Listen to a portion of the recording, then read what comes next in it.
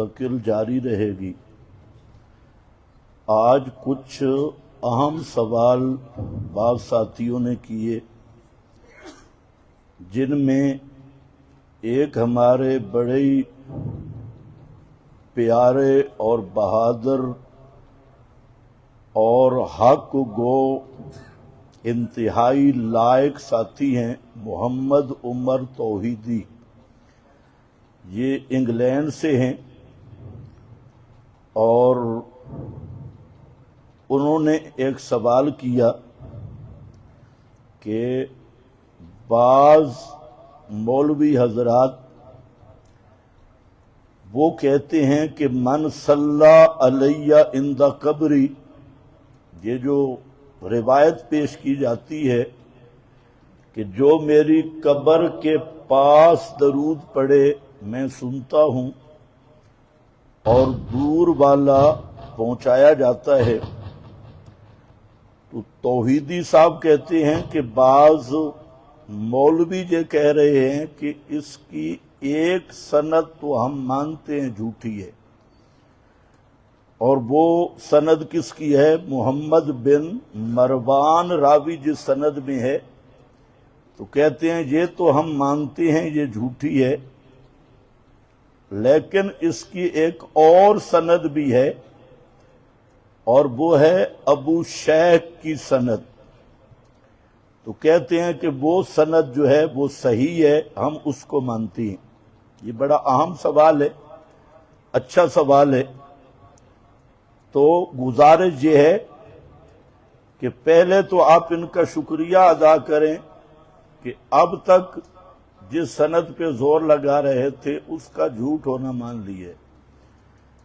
بڑی مہربانی کہ محمد بن مروان والی سند جھوٹی ہے، موضوع ہے، لیکن یہ بات ذہن میں رکھیں کہ 35 کے قریب محدثین نے وہ ذکر کیا کہ تفرد بہ محمد بن مروان، کہ اس روایت من صلی علیہ عند قبری، قبر پہ درود سننے والی روایت کا تفرد بہ محمد بن مروان، یہ اکیلا محمد بن مروان ہے، دوسری کوئی سند نہیں۔ کون کہہ رہے ہیں؟ 35 محدثین۔ اگر بڑے محدثین تک رسائی نہ ہو تو ابن کثیر ہی پڑھ لینا، درود کی بحث ہے سورہ احزاب میں، تو حافظ ابن کثیر، اسی طریقہ علامہ ابن عبد الہادی، بڑے بڑے حضرات، حضرت امام اکیلی وہ فرما رہے ہیں لا اصل لہ عن الاعمش، اس حدیث کی اصل ہی کوئی نہیں، مڈ ہی کوئی نہیں۔ اسی طرح علامہ درویش، الرد، الصارم، سب یہی لکھ رہے ہیں۔ خیر، تو یہ مسئلہ تو حل ہو گیا کہ محمد بن مروان کذاب ہے، اس کی جو بیان کردہ روایت ہے وہ جھوٹ ہے۔ تو اب میرا دوست سند ہے ہی یہ جو 35 محدثین کہہ رہے ہیں تفرد بہ محمد بن مروان۔ اب انہوں نے ایک فراڈ کیا ہوا ہے ابو شیخ والی سند کا، اور یہ تسکین الصدور میں شیخ الحدیث صاحب نے لکھی ہے۔ تو پہلی گزارش یہ ہے کہ ابو شیخ کی کس کتاب میں یہ حدیث ہے یہ بھی پتہ نہیں ہے۔ بعض ان کے لکھ رہے ہیں کتاب الثواب ہے، بعض لکھ رہے ہیں کتاب الصلاۃ ہے، اور دنیا کے کسی مکتبے نے آج تک وہ کتاب شائع نہیں کی۔ جیسے روافض کا قرآن امام کے پاس ہے، تو ہمارے ان دوستوں کی بھی وہ ابو شیخ والی کتاب اسی غار والے امام کے پاس ہے، وہ کتاب ابھی تک شائع نہیں ہوئی۔ تو ہم روافض کو کہتے ہیں جب تک امام نہیں آتا آپ مہربانی کریں اس قرآن کو مان لیں، اور ان کو بھی کہتے ہیں جب تک ابو شیخ والی کتاب تمہیں نہیں ملتی ما انت بمسمع من فی القبور کو مان لیں، انک لا تسمع الموتى کو مان لیں، وہم عن دعائہم غافلون کو مان لیں، ان کننا ان عبادتکم لغافلین کو مان لیں. یوم یجمع اللہ الرسل فیقول ماذا اجبتم قالوا لا علم لنا انک انت علام الغیوب کو مان لیں. ان تدعوہم لا یسمعوا دعاءکم کو مان لیں.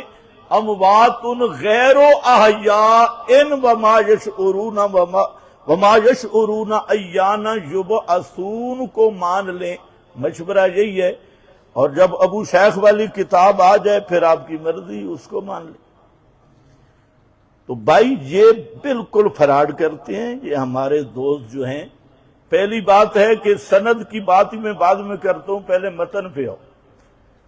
اندہ قبری ہے، اندہ مبہم ہے، اور پاکستان انڈیا کی نسبت اند القبر ہے، بنگلہ دیش کی نسبت انڈیا اند القبر ہے، پاکستان کی نسبت ایران اند القبر ہے، ایران کی نسبت عراق اند القبر ہے، عراق کی نسبت جدہ اند القبر ہے. تو یہ اندہ کو کون متعین کرے گا کہ یہ اندہ کیا ہے؟ اندہ قبری. ویسے تو یہ کہتے ہیں ان الدین عند اللہ الاسلام، تو پھر اندہ قبری سے ہر وقت ہر جگہ سے اسلام تو ادھر بھی موجود ہے، تو اندہ قبری والا اندہ ادھر کیوں نہیں آتا؟ تو پھر رضا خانی کیوں نہیں بنتے؟ تو یہاں پر بھی وہی اندہ مان لو، ان الدین عند اللہ الاسلام، مزہ ہی آ جائے. تو اندہ مبہم لفظ ہے، اس کی تعیین کرنی ہوگی. اب جن حضرات نے تعیین کی ہے انہوں نے یہ فرمایا کہ اندیت کا مطلب ہے داخل الحجرہ، نبی پاک صلی اللہ علیہ وسلم کے حجرے کے اندر. اور حجرہ بھی بند ہے، 4 دیواریں اور بھی ہیں، اور 3 دیواریں ایسی ہیں جن کا اندر دروازہ بھی نہیں. اور یہ جو موجودہ اہل بدعت قائل ہیں، یہ مسجد نبوی کی حدود میں جتنا پس درود پڑھا جائے، آپ کے مسائل ان کے حل کی 10ویں جلد میں یہی ہے، تسکین الاذکیاء میں یہی ہے، اور تسکین الصدور میں بھی ایک عبارت اسی طرح ہے کہ مسجد نبوی میں جتنا پس درود پڑھا جائے آہستہ آواز سے آپ سنتے ہیں، چاہے وہ مسجد نبوی یمن تک چلی جائے، وسیع ہو جائے. تو اب اند القبر کہاں ہے؟ موجودہ جو صورتحال ہے یہ اند القبر بنتی کوئی نہیں. اس لیے ائمہ نے لکھا ہے کہ وراء الجدار بعید ہے، وراء الحجرہ بعید ہے، اور وراء الجدار ابعد ہے. موجودہ صورت صرف دور بھی نہیں، ابعد دور کا بھی اس میں تفضیل ہے، دور سے بھی دور ہے. اور دور کے سما کا قائل تو یار بالاتفاق مشرک ہے، اب ہمارے ساتھ کیوں لڑتی ہو؟ تو پہلے اندیت تو ثابت کرو نا. لا یمکن الوصول الی قبرہ، آپ کی قبر مبارک تک جانا ممکن ہی نہیں. وہ تو دیواریں بند ہیں، اور جو زندہ ظاہر کھڑا ہوتا ہے آپ کی قبر مسجد کا بھی وہ ادب ہے، آپ کے مجلس درس علم کا بھی وہ ادب ہے جو نبی کریم علیہ السلام لا ترفعوا اصواتکم فوق صوت النبی. تو ظاہر کی آواز تو آگے جو مولوی صاحب اور شرطا زندہ کھڑا ہوتے ہیں اس تک بھی نہیں پہنچتی. تو ہمارا سوال ہے کہ یہ سماع تحت الاسباب ہے یا فوق الاسباب؟ ہمارے نزدیک تو خود موت قاطع اسباب ہے. تو چلو تم بتا دو، اگر زندہ آدمی بھی ہو تو اس کے لیے بھی یہ تحت الاسباب نہیں بنتا، یہ سماع کیا بنتا ہے؟ فوق الاسباب. اور بغیر اسباب کے سننا یہ کس کی شان ہے؟ یہ الوہیت کا خاصہ ہے. تو اب ان سے پوچھ لو، اگر الہ مانتے ہو تو ٹھیک ہے. بندہ ما فوق الاسباب صفت سمیع سے موصوف نہیں ہوتا. تو پہلے اس کی متن پہ گفتگو کر لو.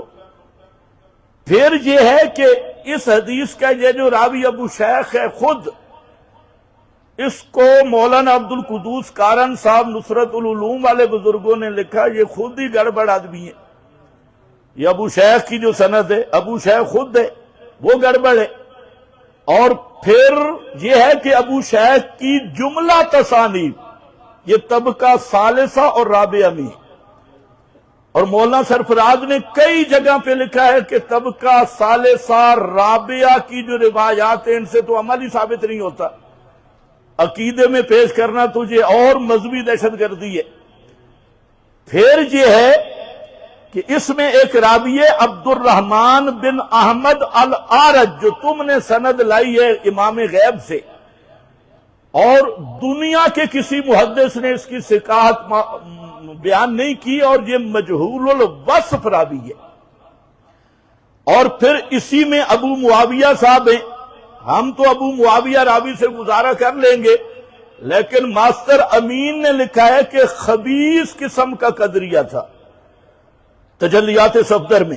پھر اس میں راوی عامش ہے، ابو معاویہ عامش دونوں کم از کم مدلس ہے، اور غیر صحیحین کا عنعنہ ہے، تو دو تدلیسیں بھی ہضم اور جہالت بھی ہضم، کتاب بھی کوئی نہیں، اور قرآن مقدس کی تصریحات ما انت بمسمع من فی القبور انک لا تسمع الموتى، حالانکہ مذہب امام بھی یہ ہے کہ قرآن کے عموم کی تخصیص بخاری مسلم سے بھی نہیں ہو سکتی، قرآن کا عموم قطعی ہے، اگر تخصیص کرنی ہے تو پھر دلیل قطعی لانی پڑے گی میرا دوست، پھر ایسے چاچوں سے نہیں، پھر اصول کے مطابق خبر متواتر یا نص قطعی قرآن کی لا، جو من فی القبور کی تخصیص کرے، جو الموتا کی تخصیص کرے، ورنہ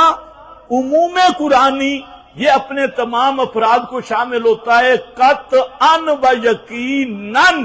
یہ مذہب امام ہے، اور یہ مذہب امام بڑا مضبوط مذہب ہے، تو اس لیے میں عرض یہ کر رہا ہوں کہ نہ سند کہیں ملتی ہے، کتاب ہی کوئی نہیں ہے۔ یہ تو میں نے المسلک المنصور 2003-4 میں لکھی تھی، اس میں میں نے کہا کہ وہ کتاب دے دو، آپ کو لڈو کھلاؤں گا، آپ جلیبیاں بھی اور ریونڈ والا حلوہ بھی، وہ کتاب ابھی تک نہیں ملی۔ تو مجہول کتاب سے عقیدہ، اور وہ بھی قرآن کے خلاف، تو بہرحال یہ ابو شیخ کی سند کا یہ ڈھونگ ہے، اور خواہ لوگوں کو دھوکہ ہے۔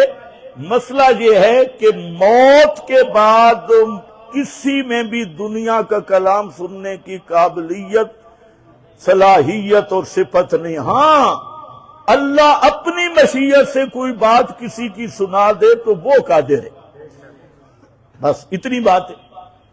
دوسرا سوال جو ہے وہ انڈیا سے ہمارے دوست ہیں، یاسر خان صاحب ہیں، یا اسی طرح کا نام انہوں نے بتایا، پورا تو یاد نہیں، بہرحال ناراض نہ ہو اگر سنیں تو اس نے سوال کیا کہ انڈیا میں ایک نیا مولوی ہے تو پرانا، اور کافی عرصہ وہ ندوۃ العلماء میں خدمات انجام دیتا رہا، اور اب جو ہے وہ حضرت معاویہ کے خلاف بک بک شروع اس نے کی ہے، اور اس کا نام ہے سلمان ندوی۔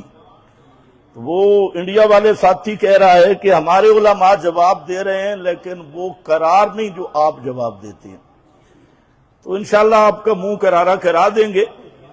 تو سلمان ندوی جو ہے، یہ یاد رکھو، یہ اصل میں متاثر ہے حسن مالکی سے۔ حسن مالکی یہ ایک بہت بڑا دجال، خبیث قسم کا رافضی انسان ہے، اور اس کی بعض کتابیں میں نے دیکھی ہیں، اور اس نے دعوی یہ رکھا، یہ جو سلمان ندوی ہے یہ اسی کا دم کٹ ہے اور دم چھلا ہے، اور ساری اسی کی نقل یہ مارتا ہے۔ اب اس نے، حسن مالکی نے کتاب لکھی ہے معاویہ تو فرعون هذه الامہ۔ اب یہ ایک بالکل من گھڑت حدیث، موضوع روایت اس نے یہ گھڑی، اسی طرح دوسرا اس نے وہ روایت لائی اذا رأیتم معاویۃ علی منبری فاقتلوہ، کہ جب معاویہ کو میرے منبر پہ دیکھو تو قتل کر دو. یہ روایت اس نے لائی حسن مالکی، اور یہ سلمان ندوی نے اسی سے یہ روایت لائی. اب کم از کم آدمی میں کچھ عقل اور شعور بھی ہوتا ہے کہ باقی ساری چیزیں چھوڑو، مسلمانوں کو تو پتہ ہے کہ یہ رافضیوں کی گھڑی ہوئی بکواس ہے، یہ کوئی حدیث نہیں. اور امام ابن جوزی نے اسے سری موضوع کہا، اور بڑے بڑے ائمہ ہم سند کی بات ہی نہیں کرتے. مسئلہ یہ ہے کہ پہلے یہ بتا کہ فرعون کی بیعت کرنے والا کون ہے. قرآن نے کیا کہا؟ یتحاکمون الی الطاغوت، جڑا طاغوت جو طاغوت کو فیصل اور جج مانے وہ بھی مسلمان نہیں رہتا، اور جو فرعون اور طاغوت کو نانے کی پوری خلافت سپرد کر دے.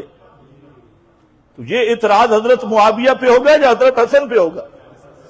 تو اس سلمان ندوی دم چھلے کو یہ نہیں پتا کہ اگر حضرت معاویہ معاذ اللہ تمہارا رافضیانہ بغض کے فرعون و حاضر الامہ، ہم کہتے ہیں یہ تو بالکل یہودیوں رافضیوں کی من گھڑت روایت، اور اگر اس کو لیں جو وہ دعویٰ کر رہا ہے جی یہ بڑی سند صحیح ہے، کم از کم حسن ہے، تو میں پوچھتا ہوں ندوی صاحب سے کہ ندوی صاحب قرآن کیا کہہ رہا ہے کہ جو ایمان کی شرط یہ ہے کہ من یکفر بالطاغوت و یؤمن باللہ، پہلے طاغوت اور فرعون کا انکار کرنا ہوگا تب ایمان باللہ نصیب ہوگا. تو اب ندوی کے اگلے پچھلے سارے دم چھلے کٹھے ہوں اور مجھے جواب دیں، اگر حضرت معاویہ معاذ اللہ یہ فرعون تھا تو معاویہ پہ تو اعتراض بعد میں ہے، یہ ذرا جواب دیں حضرت حسن اور حسین نے معاویہ کے ہاتھ پہ صرف بیعت نہیں کی، نانے کی خلافت ان کے سپرد کر دی. اور جو کسی کافر یا فرعون کو پورا خلافت دے دے، بادشاہ دے دے، 20 سال تک اس سے وظیفے وصول کرے اور اس کی حکومت کو تسلیم کر کے بیٹھے، اس کے ایمان پر سوال ہوگا. تو یہ ظالم شرم اس کو نہیں آتی، اعتراض معاویہ پہ کر رہا ہے.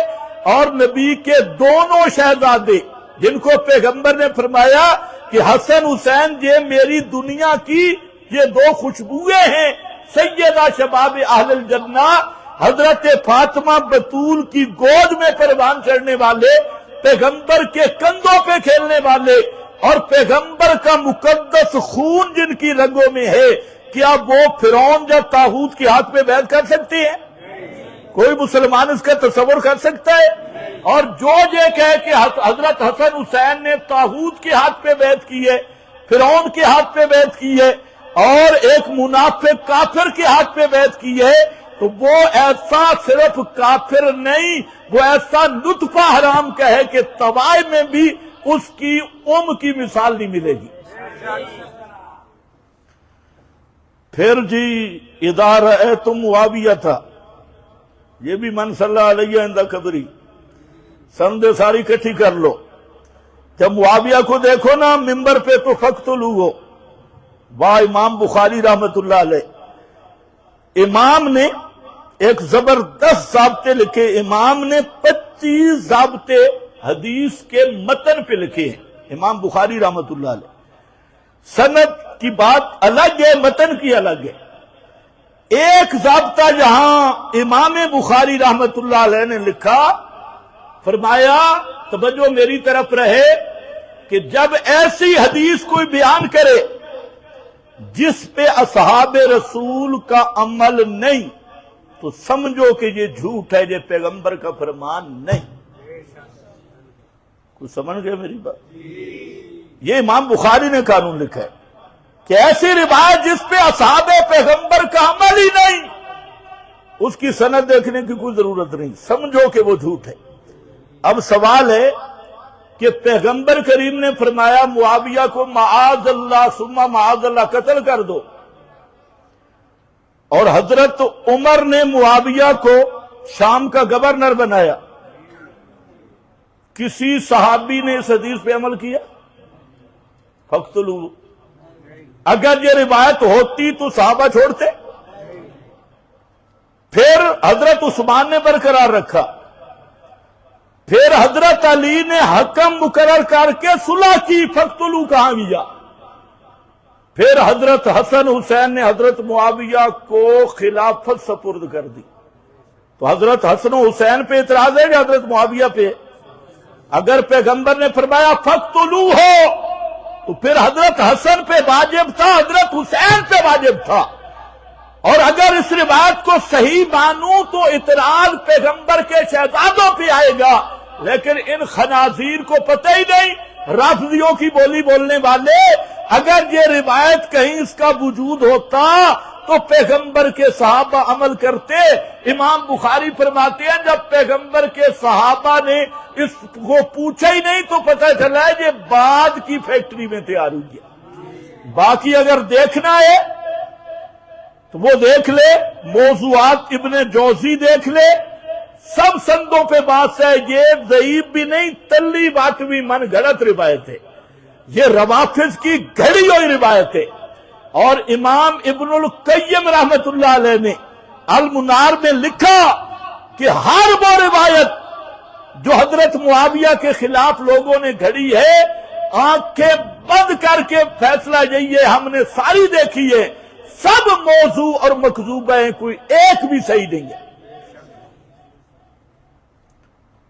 اچھا یہی سلمان ندوی ہے نا، جب شیطان انسان کو گمراہ کرتا ہے تو وہ بیچارہ خبتی بن جاتے ہیں، پاگل ہو جاتے ہیں. اب یہ بالکل پاگل ہو چکے ہیں. میں نے اس کے چند کلپ سنے، یہ بالکل سٹیا چکے ہیں. جس طرح بابلا کتا ہوتا ہے وہی آتی ہیں اس کی. اب ادھر تو یہ روایتیں لا رہا ہے جن کی کوئی اصل ہی نہیں، اور انکار کس کا کر رہا ہے؟ ابو بکر صحابی جو نبی کریم علیہ السلام سے روایت کر رہے ہیں کہ انا ابنی ھذا سید، کہ نبی کریم علیہ السلام نے فرمایا میرا یہ حسن بیٹا سردار بیٹا ہے، اس کے ذریعے اللہ مسلمانوں کی دو عظیم جماعتوں کے درمیان صلح کروائے گا. اس کا سلمان ندوی دجال اور فرعون ہندوستان مودی کی طرح شکل بھی ہے اور کرتوت بھی. وہ سلمان ندوی کہتا ہے کہ یہ حدیث جو ہے نا یہ ضعیف ہے. بخاری کی حدیث کیا ہے؟ ضعیف ہے. اور روافض والی جس حدیث کا نہ موڈ نہ اتا نہ پتا وہ صحیح ہے. اور بخاری کی یہ روایت یہ ضعیف ہے، کہتے ہیں ضعیف ہے.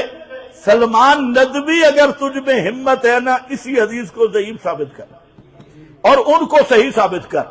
وہ جاہل بالحدیث کہتے ہیں میں نے مقدمہ ابن صلاح پہ حاشیہ لکھا، تیرے جیسے چبل کا حاشیہ پڑھنے کے قابل ہوگا وہ بھی ہمیں ذرا بھیج.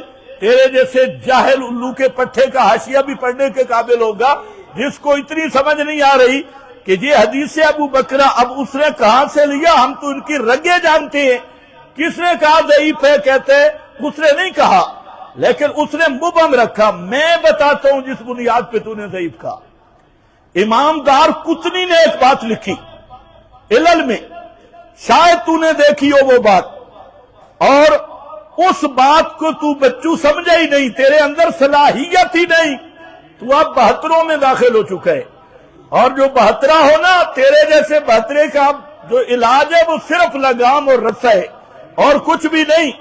وہ دار قطنی نے جو بات کی وہ یہ کر رہے ہیں کہ یہ مرسل ہے یا موصول ہے، تو اس پہ انہوں نے بات کی. لیکن بخاری کے اندر میرے پاس دو سندیں موجود ہیں، مرسل اور مرفوع کی بات تو بار بار کی ہے. بخاری کے اندر میرے پاس دو سندیں موجود ہیں جس میں حسن بصری کہتے ہیں سمعتو، میں نے خود یہ ابو بکرہ سے سنا ہے. تو بس سما کی تصریح ہو گئی. اب یہ وہی مسئلہ ہے نا، یہ تو قربان جاؤں یہ مولانا حسین علی کی طرز ہے، یہ مولانا حسین علی کی طرز حدیث ہے. وہ کہتے ہیں ایک حدیث ہر جگہ سے لو. اب اس نے ایک سند دیکھی، دارقطنی نے بھی پوری تتبع نہیں کیا، اور اس نے اس سے نقل ماری اور اسی بخاری میں موجود ہے. مسئلہ یہ تھا کہ حسن بصری نے حضرت ابو بکرہ سے سنا ہے یا نہیں. علم حدیث کے اعتبار سے تو جہاں صراحتاً امام دو سندے لایا ہے، جہاں سمیتوں کا لفظ موجود ہے، اب تیرا ذوق کہاں گیا؟ تو اس لیے یہ سلمان ندوی یہ جاہل بھی ہے اور پاگل بھی ہے، اور اب اس پر وہ بابل کتے والے جراثیم ہیں اصحاب رسول کو بھونکنا۔ اور سچ کہا تھا بعض ہمارے حضرات نے کہ من سبا معاویہ تھا ہوا کلب من کلاب الہاویہ، جو آدمی حضرت معاویہ پہ سب و شتم کرے وہ جہنمی کتوں میں سے ایک کتا ہے۔ سچ کہا ہے، یہ ہماری کتب میں لکھا ہے۔ بس اب آپ نے کوئی سوال کرنا ہے؟ ایک سوال اور بھی ہے، ہمارے ساتھی ہیں دبئی سے، لیکن وہ انشاءاللہ اگلے جمعے پر۔ اب آپ بتا دیں، لمبا بھی آپ کو نہیں کرتے مجلس۔ آپ میں سے کسی نے کوئی سوال کرنا ہے کر سکتے، سوال کرنا سیکھو بھائی۔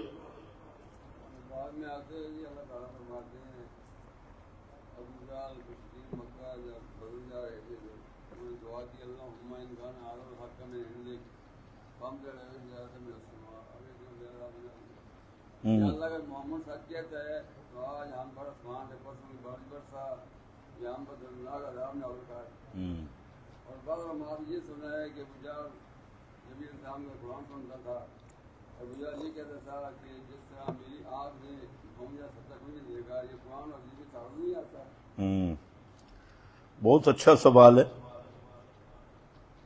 مسئلہ یہ ہے کہ یہ تو شان نزول میں نظر بن حارث ہے اس کا کہنے والا، دوسری روایت میں ابو جہل بھی ہے، لیکن بات ذرا سمجھنی ہے، تعارض نہیں بنتا، اس طرح نہیں بنتا کہ آج آپ للڑ جماعت کو دیکھ لیں یا رضا خانیوں کو، انہیں پتہ بھی ہے کہ ہماری بات سچ ہے، قرآن کے موافق ہے، اس لیے وہ خوشبو والے عقیدے والی سرکار، اس کا ایک نیا لطیفہ بھی آیا ہے۔ اب وہ کہہ رہا ہے کہ ماسٹر امین اکاڑوی جب فوت ہو رہا تھا تو بیٹے نے دیکھا کہ روح نکل کے اوپر جا رہی ہے اور شور ہوا، میرے خیال فرشتوں یضربون وجوہہم وادبارہم کا شور ہوگا، اور کہتے اوپر جا رہی تھی۔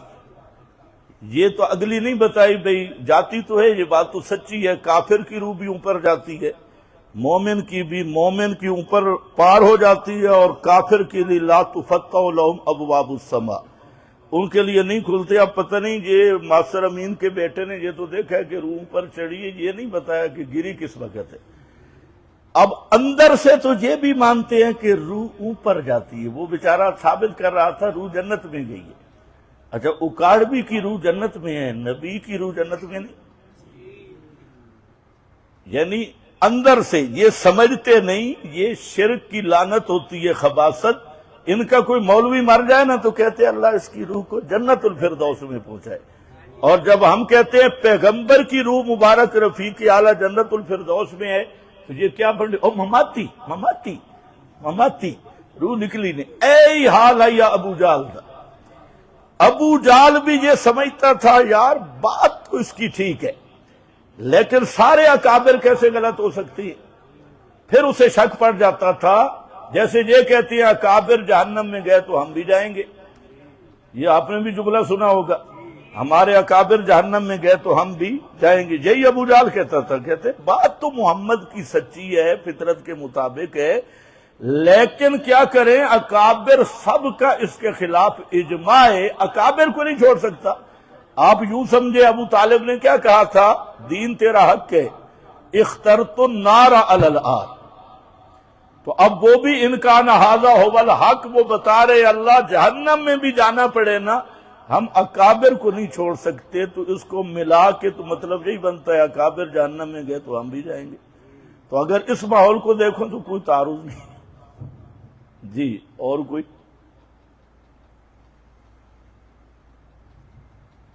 یہ سوال و جواب کی نشست اب مسلسل ہوگی، سارے ساتھی سوال تیار کر کے، جو لوگ تم سے سوال کرتے ہیں لکھ نہیں سکتے سامنے کھڑے ہو کے پوچھو، اور اس سوال و جواب یہ علمی مجلس کا انشاءاللہ بہت زیادہ فائدہ ہوگا۔ اور جتنے اشکال ہیں اور جتنے سوال ہیں سارے جہاں حل ہوں گے۔ جو بار ہمارے سننے والے ساتھی ہیں ان سے بھی میری گزارش ہے کہ آپ کم از کم بدھ والے دن تک اپنے سارے سوال وہ بلکہ منگل تک آپ بھیج دیا کریں۔ اگر سوال زیادہ ہوئے تو پھر ہم جمعرات کا سیشن وہ بھی سوال و جواب میں بدلیں گے، ورنہ وہ مسائل پہ رہے گا۔ تو آپ سارے ساتھی دوسروں کو بھی دعوت دیں، خود بھی۔ بعض روایات میں صحابہ کرام پر عذاب کا ذکر ہے۔ اور بھائی قرآن کو پہلے دیکھو، قرآن کہتا ہے لَهُمْ مَغْفِرَةٌ وَرِزْقٌ کریم، اور تمام اہل سنت کا قطعی دلائل کی روشنی میں مذہب عقیدہ یہ ہے کہ صحابہ محفوظ ہیں۔ جب صحابہ محفوظ ہیں تو آخرت کے عذاب، چاہے برزخ ہو، برزخ بھی آخرت کا عذاب ہے، تو جن کسی خبر واحد میں اگر کسی صحابی کے معذب ہونے کی بات آئے گی تو وہ خبر واحد ہے، اور قطعیات کے مقابل خبر واحد کی یا تعویل ہوگی یا ترک ہوگا۔ قرآن و سنت کا مضبوط دلائل کی روشنی میں اہل سنت کا مذہب ہے کہ صحابہ سب کے سب محفوظ ہیں۔ معصوم وہ ہوتا ہے، پیغمبر معصوم ہے جو گناہ کر نہ سکے، اور محفوظ وہ ہوتا ہے جس کے ذمہ گناہ رہ نہ سکے، وہ مغفور ہیں۔ تو صحابہ کو عذاب کیسے ہوگا؟ ایک مولوی صاحب کہتے ہیں کہ 35 سال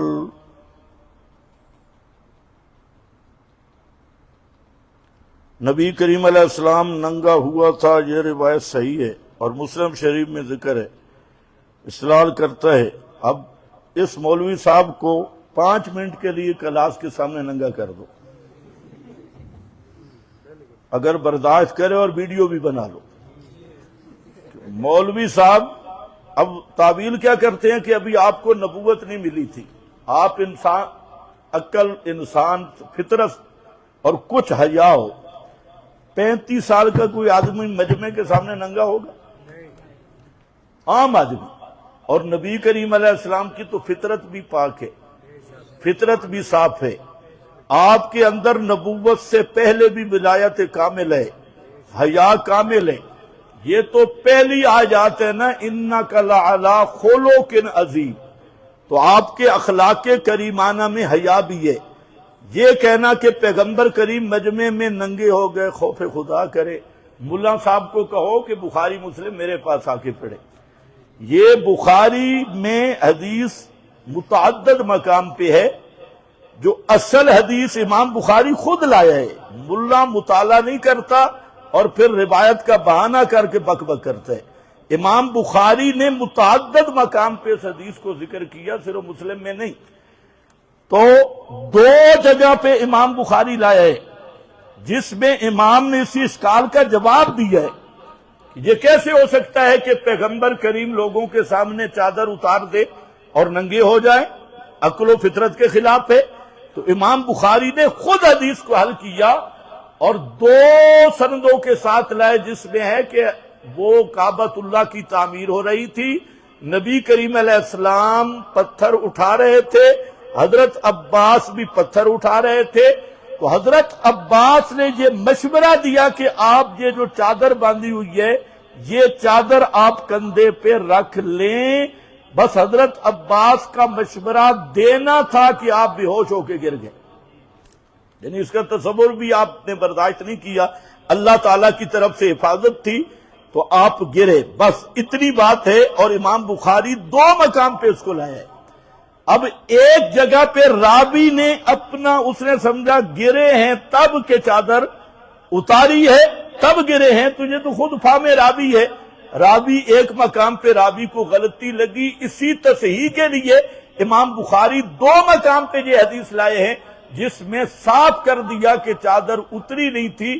چادر اتارنے سے پہلے صرف حضرت عباس نے اتنی بات کی کہ یہ چادر آپ کندھوں پہ رکھ لیں، تو فخرہ، نبی کریم علیہ السلام فوراً بے ہوش ہو کے گر گئے، اتنی بات تھی۔ سمجھ آ گئی ہے نا؟ ہاں، پڑھتا ہے جو بخاری بلا عشق محمد، بخار اسے آتا ہے بخاری نہیں آتی، یہی بخار آتا ہے، یہی بخار آتا ہے، تو بخاری سمجھ کے پڑھنی چاہیے۔ ہاں، آدم ننگا ہوا تھا، وہاں کون سا مجمع تھا؟ حضرت حوا ہی تھی نا، اور مرد بیوی کا ایک دوسرے کے سامنے ننگا ہونا کون سا ہے؟ اگر وہ ننگا نہ ہوتا تو رکا لکھنے والا پیدا ہی نہ ہوتا۔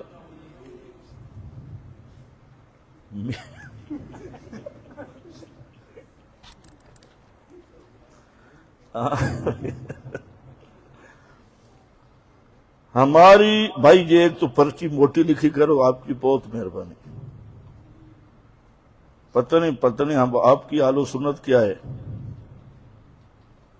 حرام کام پر اللہ سے دعا کرنا، مثلا کہ یا اللہ مجھے شراب مل جائے، حرام کام پر دعا کرنا بہت حرام ہے۔ حرام کام پر دعا کرنا اشد حرمتن، سخت حرام کام ہے۔ عید میلاد النبی اگر دین نہ سمجھنا جائز، یہ اگلے جمعے پر یہ پرچی دینا، اس پر ذرا لمبا ہے کام۔ وآخر دعوانا الحمدللہ رب العالمین۔